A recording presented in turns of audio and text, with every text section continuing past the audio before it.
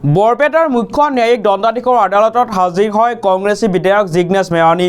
গুজৰাটৰ কংগ্ৰেছ বিধায়ক জিগ্নেশ মেৱানীৰ বিৰুদ্ধে বৰপেটা ৰোড থানাত ৰুজু হোৱা এটা গোচৰ মৰ্মে আজি বিধায়কগৰাকীয়ে বৰপেটাৰ মুখ্য ন্যায়িক দণ্ডাধীশৰ আদালতত হাজিৰ হয়। 2022 চনৰ 21 এপ্ৰিলত বৰপেটা ৰোড থানাত ভাৰতীয় দণ্ডবিধি আইনৰ 294/323/353/354 ধাৰাত ৰুজু হোৱা গোচৰ মৰ্মে জিগ্নেশ মেৱানীক পূৰ্বে বৰপেটা আৰক্ষীয়ে গ্ৰেপ্তাৰ কৰিছিল। মূলতঃ ৰাজহুৱা দায়িত্ব পালনত বাধা আৰু মহিলা আৰক্ষীৰ শালীনতা ভংগৰ অভিযোগত বিধায়কগৰাকীৰ বিৰুদ্ধে ৰুজু হোৱা গোচৰ মৰ্মে আজি আদালতত হাজিৰ হয় গুজৰাটৰ কংগ্ৰেছ বিধায়ক জিগ্নেশ মেৱানী। সৰুক্ষেত্ৰীৰ কংগ্ৰেছ বিধায়ক তথা কংগ্ৰেছৰ উপসভাপতি জাকিৰ হুছেইন সিকদাৰৰ সৈতে বৰপেটাত উপস্থিত হোৱা জিগ্নেশ মেৱানীক কেইবাশ কংগ্ৰেছ কৰ্মীয়ে আদৰণি জনায়। আদালতত হাজিৰ হোৱাৰ পূৰ্বে জিগ্নেশ মেৱানীয়ে ন্যায়ালয়ৰ ওপৰত সম্পূৰ্ণ আস্থা আৰু বিশ্বাস থকাৰ কথা উল্লেখ কৰি ন্যায় পাব বুলি মত প্ৰকাশ কৰে। লগতে গুজৰাটৰ কংগ্ৰেছী বিধায়কগৰাকীয়ে 2024 চনৰ লোকসভা নিৰ্বাচনক লৈও তাৎপৰ্যপূৰ্ণ মন্তব্য কৰে। লগতে তেওঁৰ বিৰুদ্ধে ৰুজু হোৱা গোচৰক ভুৱা আৰু এয়া সম্পূৰ্ণ পৰিকল্পিতভাৱে ৰুজু কৰা গোচৰ আৰু জানি বুজি জিগ্নেশ মেৱানীক অধিক দিনলৈ কাৰাগাৰত ৰখাৰ পৰিকল্পনাৰে তেওঁৰ বিৰুদ্ধে গোচৰ ৰুজু কৰা হৈছিল বুলি মত প্ৰকাশ কৰে।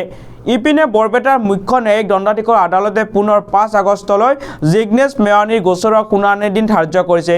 পৰৱৰ্তী 5 আগষ্টত জিগ্নেশ মেৱানীয়ে পুনৰ বৰপেটাৰ মুখ্য ন্যায়িক দণ্ডাধীশৰ আদালতত হাজিৰ হ'ব লাগিব। এই সন্দৰ্ভত জিগ্নেশ মেৱানীৰ মন্তব্যসমূহ দেখুৱাই আছো। अंतर्राष्ट्रीय न्याय दिन है तो मुझे उम्मीद है कि जिनको भी न्याय की जरूरत है उन सभी को न्याय मिले, सभी को समान रूप से न्याय मिले और गुजरात के इस बंदे को भी न्याय मिले।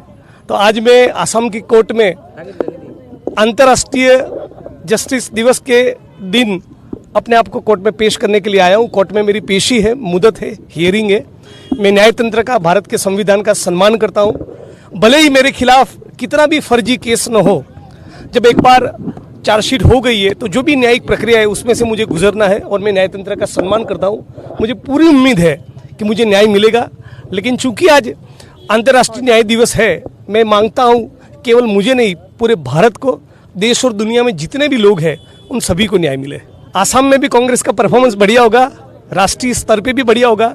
जिस प्रकार से विपक्ष के सारे दलों की एकता हो रही है और जिस प्रकार से मोदी जी के शासन में बेरोजगारी और महंगाई उसके चरम पर जाकर पहुंचे, जिस प्रकार से किसानों को, मजदूरों को, गरीबों को और विद्यार्थियों को, स्टूडेंट्स को आत्महत्या करने की नौबत आई है, जिस प्रकार से जीएसटी और नोटबंदी के कारण व्यापारियों का बेड़ा गर्क हो गया है, तो इन सारी परिस्थितियों के कारण अब देश को पता चल गया कि कौन अपना नेता है। और वैसे भी राहुल गांधी जी ने मोहब्बत की दुकान खोली है, तो हम लोगों की मोहब्बत की दुकान में इस देश की जनता के लिए बहुत सामान है, तो जनता हमारे पास ही आएगी। असम के डिलिमिटेशन के ऊपर आपका क्या राय है?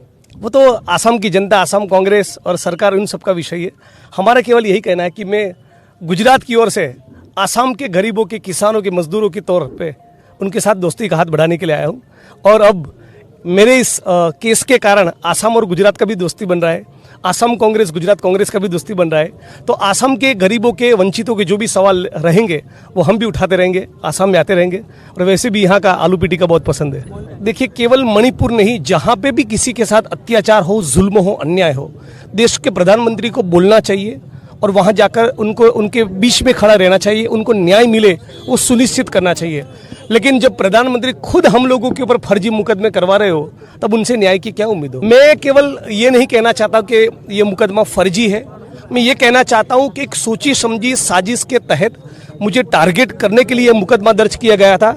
आसाम के न्यायतंत्र ने, आसाम की JNFC के कोर्ट ने मुझे जब बेल दिया तो जमानत के ऑर्डर पे साफ तौर पे लिख दिया था कि FIR फॉल्स है, फ्रिवलेस है, फैब्रिकेटेड है, मैन्युफैक्चर्ड है और जानबूझकर जिग्नेश मेवानी को लंबे अरसे तक जेल में रखने के लिए, जानबूझकर जिग्नेश मेवानी को जेल में रखने के हेतु से ये FIR दर्ज किया है। और इस FIR की गंभीरता इतनी है कि गुवाहाटी की हाईकोर्ट को सीधा अपने सुपरविजन में इस केस को ले लेना चाहिए। ऐसा यहाँ की जुडिशरी ने मुझे जब जमानत दिया तब लिखा था। तो सवाल ये हो रहा है कि आसाम के जो लोग हैं उसके सवालों को छोड़कर गुजरात के किसी बंदे को जेल में डालने का, उसकी गिरफ्तारी करवाने का, उसके लिए 2500 किलोमीटर दूर पुलिस भेजने का, इसका कोई मतलब नहीं है। इससे आसाम का, गुजरात का, देश का किसी का भला नहीं होगा। भला तो तभी होगा जब हम जो आखिरी इंसान हैं, जो किसान और मजदूर है, जो युवा और महिला है उनके हितों के ऊपर काम करे, उनके हितों की बात करे। और ये असम का कल्चर नहीं बनना चाहिए कि किसी दूसरे स्टेट के नेता को, विधायक को आप टारगेट करें। ये असम की संस्कृति नहीं हो सकती। देखिए महिलाओं के सम्मान की बात लाल किले की प्राचीर से मोदी जी ने 15 अगस्त के दिन की, और उसी दिन कुछ घंटों के अंदर बिल्किस बानो के बलात्कारियों से जेल में से छोड़कर उनको लड्डू खिलाए, उनको माला फैलाई और ये कहा कि इन बलात्कारियों के संस्कार अच्छे थे इसलिए उनको जेल में से छोड़ाए। अब जब ये भाजपा का चाल और चरित्र है तो उनसे क्या उम्मीद रखेंगे? इस देश की बेटियों को जिन्होंने भारत का नाम रोशन किया, अंतर्राष्ट्रीय स्तर पे भारत का नाम गूंजता किया, उस बेटियों के लिए आपके दिल में कितना प्यार होना चाहिए, कितना रिस्पेक्ट होना चाहिए। उसके बजाय उस बहनों को कई दिनों तक सड़कों पर बैठे रहना पड़े, कई दिनों तक न्याय की गुहार लगानी पड़े और मोदी जी के मुंह से एक शब्द नहीं निकलता। इससे ज्यादा शर्मनाक बात कोई नहीं हो सकती। अभी नया असमीज राजनीति चल रहा है, इसके बारे में आप क्या कहना चाहते हैं? देखिए, कांग्रेस की एक ही सोच है, एक ही विचारधारा है। हिंदू, मुस्लिम, सिख, ईसाई, भारत माँ के 4 सिपाही। हमारे लिए हिंदू हो, मुस्लिम हो, दलित हो, सवर्ण हो, सभी लोग एक है। सभी लोग इस देश की तरक्की में पार्टिसिपेट करते हैं। सभी लोग ने इस देश के स्वतंत्रता के आंदोलन में हिस्सा लिया। इस देश में भगत सिंह, सुखदेव, राजगुरु ने बलिदान दिया तो राम प्रसाद बिस्मिल और अस्फाकुल्ला खान ने भी बलिदान दिया। तो सभी का मुल्क है, सभी को साथ में लेकर चलना चाहिए। ये ओशी राजनीति करने का दौर नहीं है, मोहब्बत की दुकान खोलने का वक्त है। सीएम हिमंता बिस्वा शर्मा के बारे में क्या टिप्पणी करना चाहेंगे? मैं उनका स्वास्थ्य अच्छा रहे, आसाम की जनता के लिए अच्छा काम करे, आसाम का जो आखिरी इंसान है उसके बारे में सोचे, यही मैं कहना चाहता हूँ। मेरे जैसे लोगों को टारगेट करके आसाम का कोई भला नहीं होगा।